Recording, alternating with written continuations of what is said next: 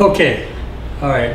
Whether it's 2 people or 200, this presentation will help you establish good relationship with the most important person in your life. And if that person isn't in your life right now, we're going to bring them into your life. Now, by that I mean the most important person in your life is yourself. And unless you get a right relationship with you, you're not going to have a good relationship with anybody else. And that means that a lot of the conflicts we create in our own life, whether it was me last night having a dispute with my wife and getting upset, is really not because I'm so much upset with her, but I'm upset with myself. And it's only reflected outwardly. And so, there's so much that we can have the wisdom, we can have the knowledge, but we don't always perform and act the way we should, no matter how much knowledge you have. And I can speak for that because I have my very frail moments and my human moments, and I have my divine moments, if I can say that. So I often think about the Christians often they refer to Christ as the Son of Man. Other times they're referred to as the Son of God. And I think maybe being a Sagittarian, I'm half horse and half man. I'm shooting for the stars half the time. I'm very carnal and earthly at other times. That's the half horse man. And I see that in myself in the sign of Sagittarius. But the most important thing is that we establish that right relationship with ourselves to ever have a good relationship outside of ourselves. And by that I also want to say that there's many ways to get to that place and get into that right relationship. And one of it is understanding the power of our speech and our words, what we say and how we create our life or destroy it. And that is primarily one of them. The other side of it is keeping our mind dwelling on good. That's very difficult today because I watch the news too much. And I'm looking at all the horrendous things going around the earth, and I look at those things and I carry them to bed. And of course that doesn't make for a good night's sleep, does it? As last night proved. So anyway, so instead of talking about my own frailties and weaknesses, I just want to talk about how we can get above all this and how we can achieve some wholeness and unity in our lives. And the unity has to start with ourselves before we'll have it outside of ourselves. And there's many avenues to get there. One of them, as I mentioned, is the word you speak. Very often we don't realize that our soul is the subconscious mind, and that the soul is the embodiment of all of our feelings and our emotional states. And the subconscious is the soul. And the conscious mind is the spirit. I can be in good spirits today, but yet suffering on a soul level. Okay, a lot of us are doing that. We put on a good face, but deep down we're struggling and we're hurting. So how do we mend that part of our being, that soul side of our life, and how do we bring it into alignment with our conscious self so that we're working in a unified, holistic, holy sense of the word? And I'm going to try to present that to you with this presentation a little bit today. Let's see if I can do that. Okay.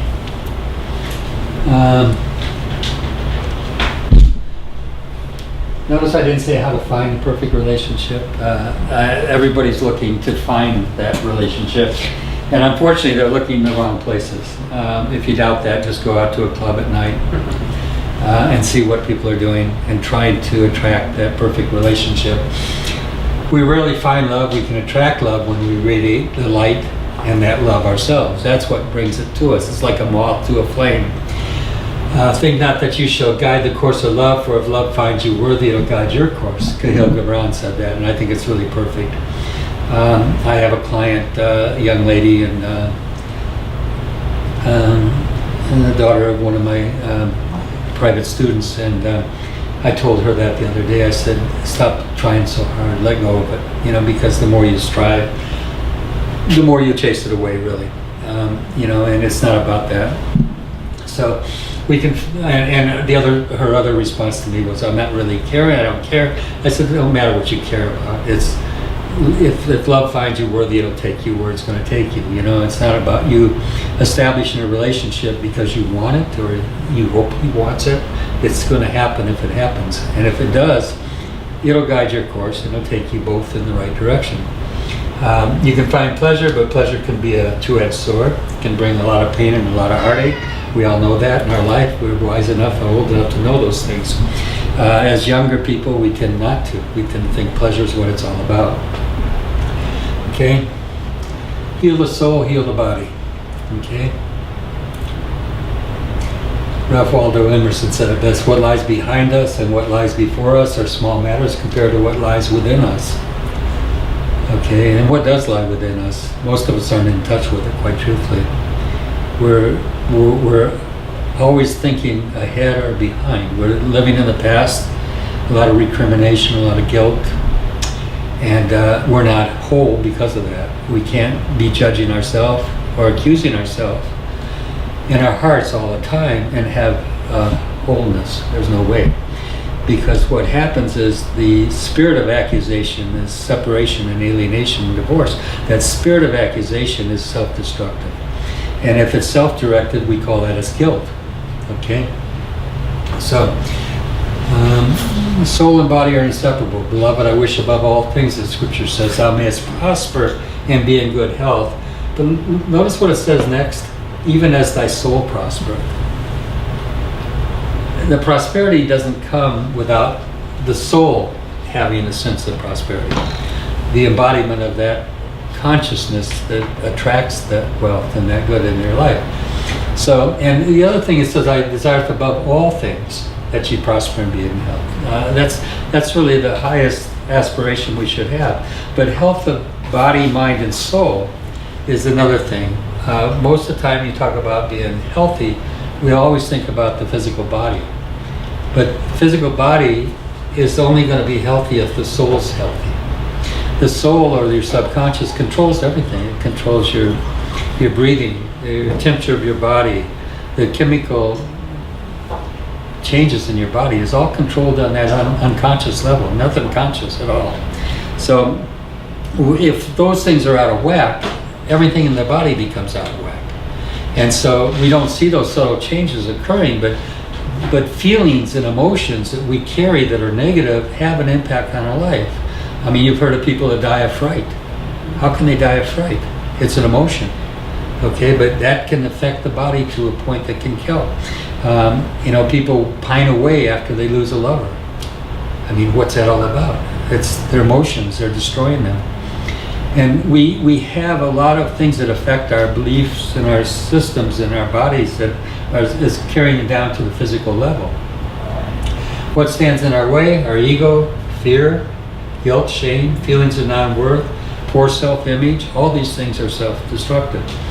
And they're not always easy to overcome. I mean, fear. I mean, people walk in fear all the time, and we call it anxiety. I mean, they're anxious, they're upset, they're worried. And that state of anxiety is a constant drain on our energy in our bodies. What it does is it sets us up for disease and other things. Okay? So we need to get rid of this. And how do you get rid of guilt and shame? Okay? Because guilt and shame are related to the fear. A lot of what we're experiencing is sort of like a child that's got caught with his hand in the cookie jar when he wasn't supposed to. You know, he's caught, and now he's feeling guilt, but he's also feeling the potential of what? Punishment. Now, if we were severely punished as children, all those deep-seated memories in our unconscious are coming to the fore, okay?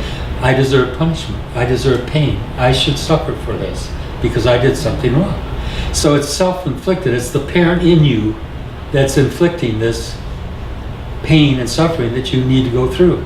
So what you do is you set yourself up for it. You create a condition where you're involved in something that will make sure you suffer. Could even be a car accident, it could be anything. You know, and now I'll get some sympathy and I'll get something because I'm in a hospital, right? There's a lot of ways we can get to that place to try to assuage our guilt. Feelings of non-worth. That's something we got probably from our parents. I remember when I was growing up, my parents always said, someday you're gonna end up in prison. Someday you're going to end up in prison. I did. I ended up in prison for 9 years of my life. And so was she a prophet, or did she produce and help create what I began to believe and I began to accept as part of my reality? So the damage we do to children is unbelievable because of the words we put into their minds, you know? The abuse that we can create with verbal abuse is sometimes far more damaging than what we can do physically to a child.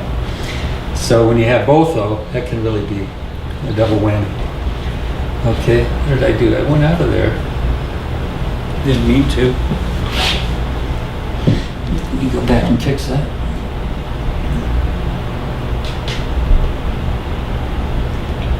Okay, we really got this messed up. Play. Try it again. Slideshow. There it is. Good. Okay, so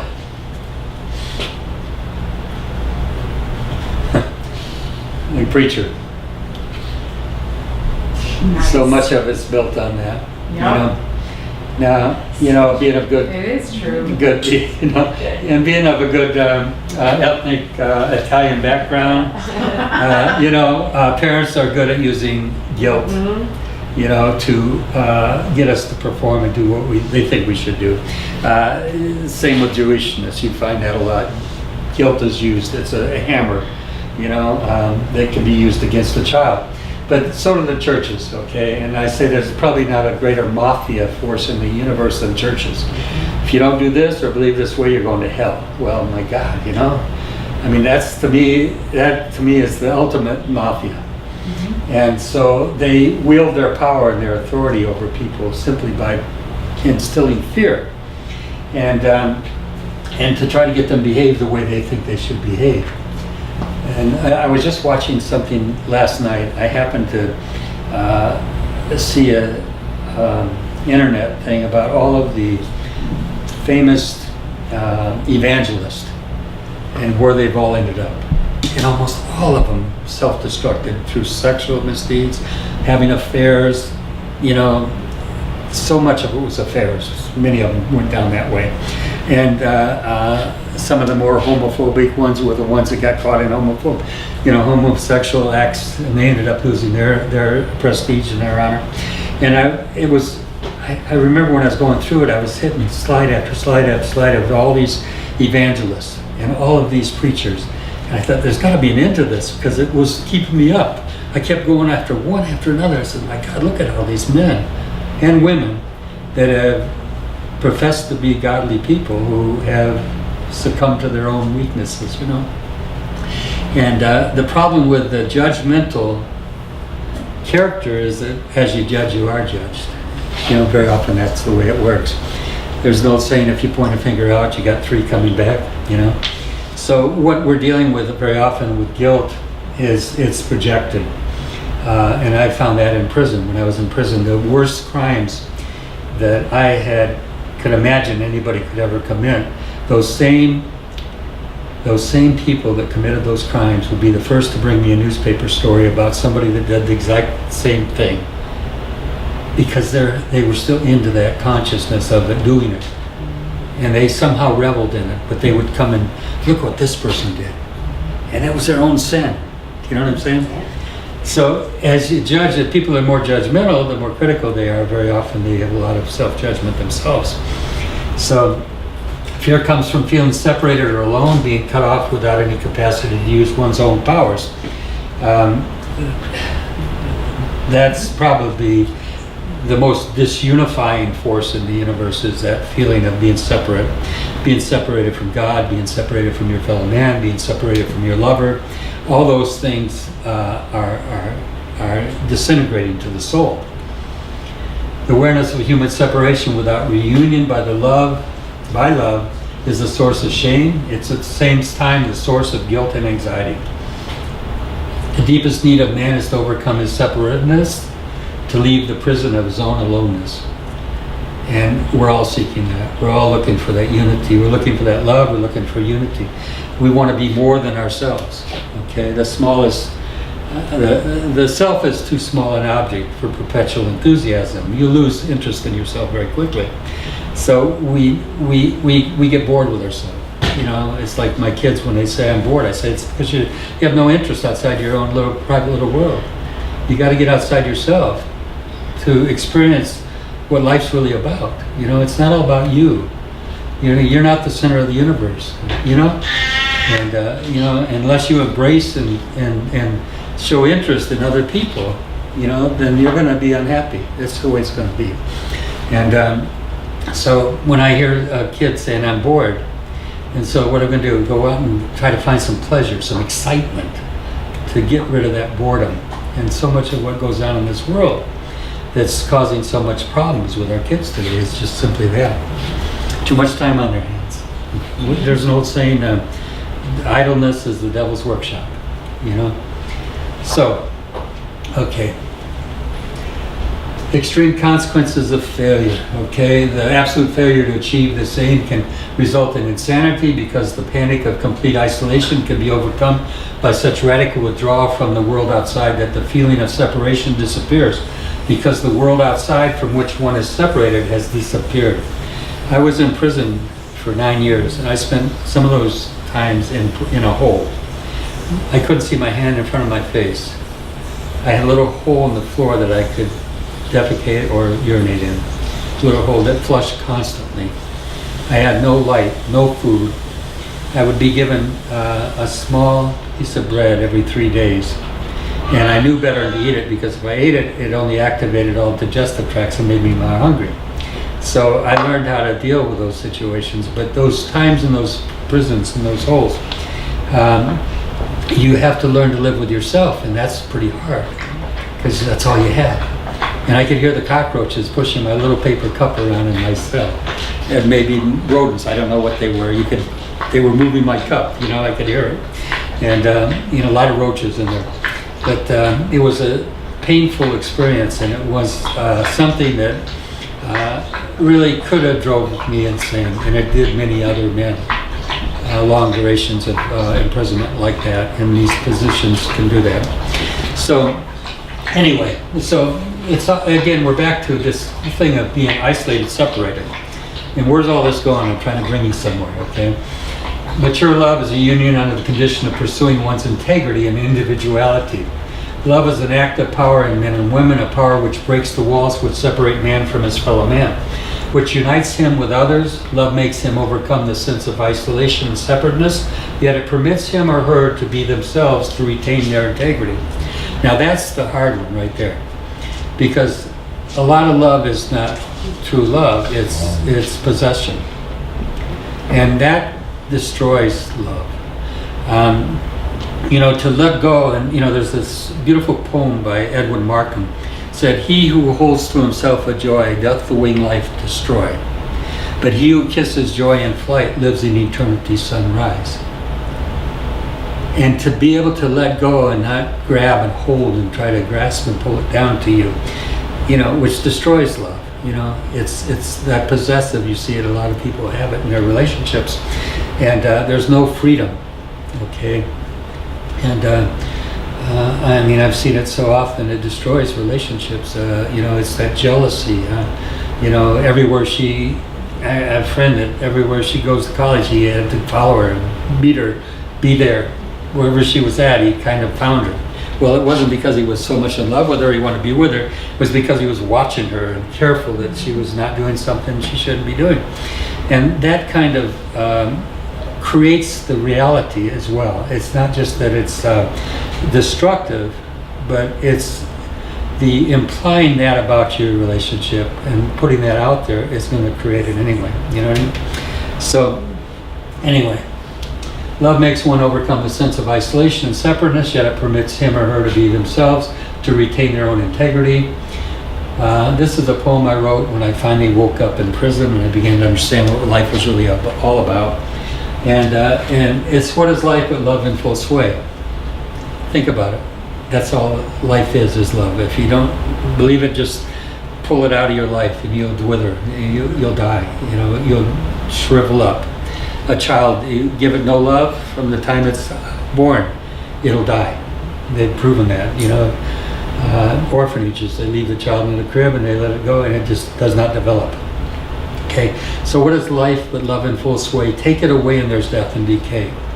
If it's contorted and twisted around, it never leaves its infant home ground. But if its presence is stately and true, it edifies and beautifies without a cue.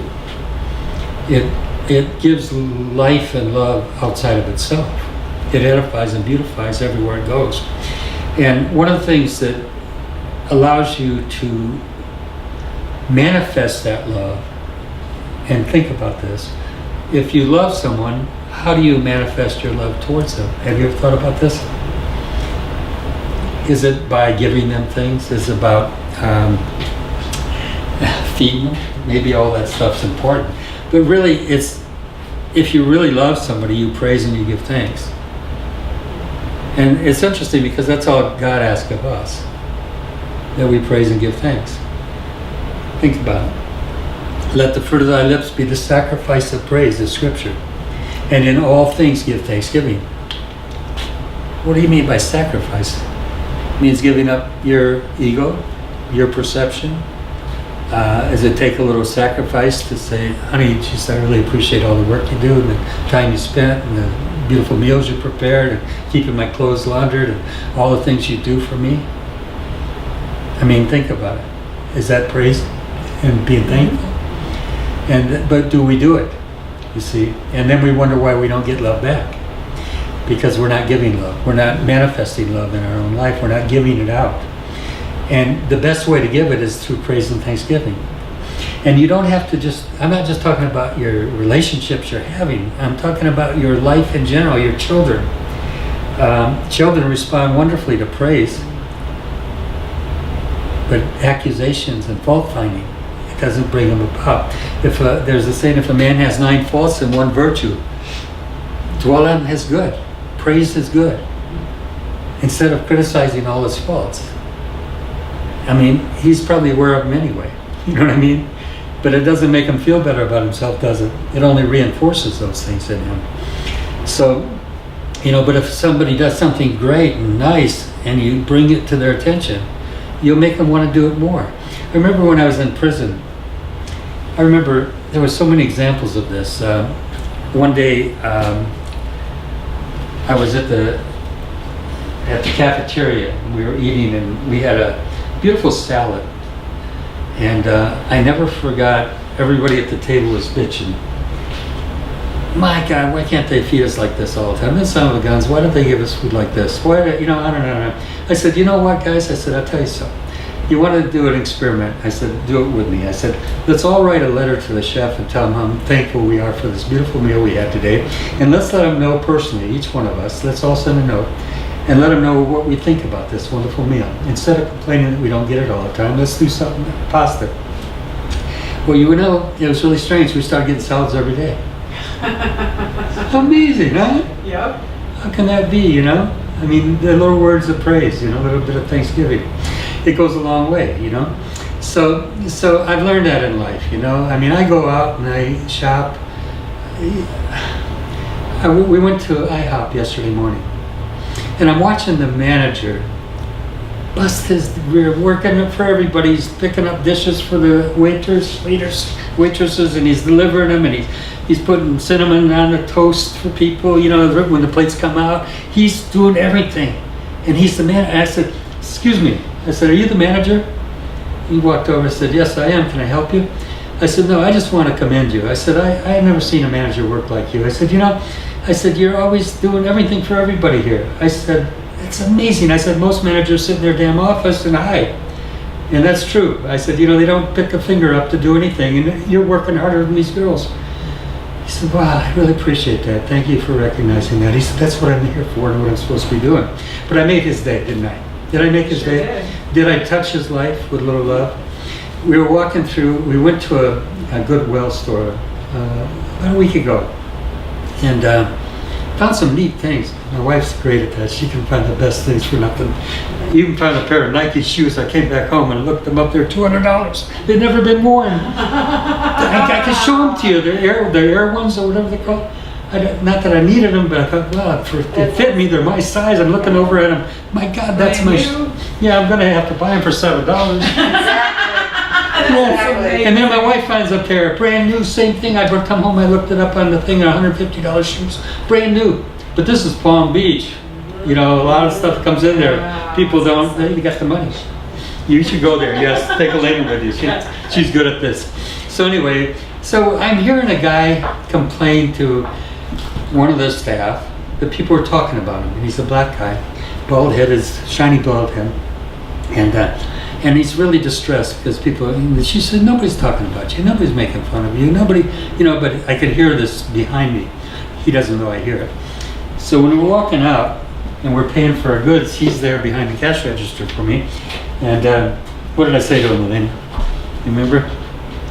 The bald-headed man at the Goodwill. You complimented him. Yeah, I said, my God, you got a beautiful head. I said, you know, most men can't have a bald head. Looks like, how do you keep it so shiny? Yeah. I said, did I say that to him? I said, you know, crazy. I said, you know, I said most men can't. Pull that up. Yeah, I said most men can't have a bald head and look so great. I said, you're a handsome guy. You know, like that. Man, I changed the whole light. I changed the whole thing. I changed the room. Okay, I learned that in prison. Okay, I learned that there's so much darkness around me. You know what I mean? I remember we used to have. I was in Lima State Hospital for criminally insane because I tried to kill myself when I was in prison. I had enough of it. I didn't want to. I really had enough prison life. I was writing poetry at the time, you know, a lot of it. In fact, I'll share some of it, but just to show you where my consciousness was at that time and where my head was and what I was into, my thinking. I think I'll show it to you. Maybe I won't. Poetry. Oh yeah. I might not have it here. Maybe I'm not.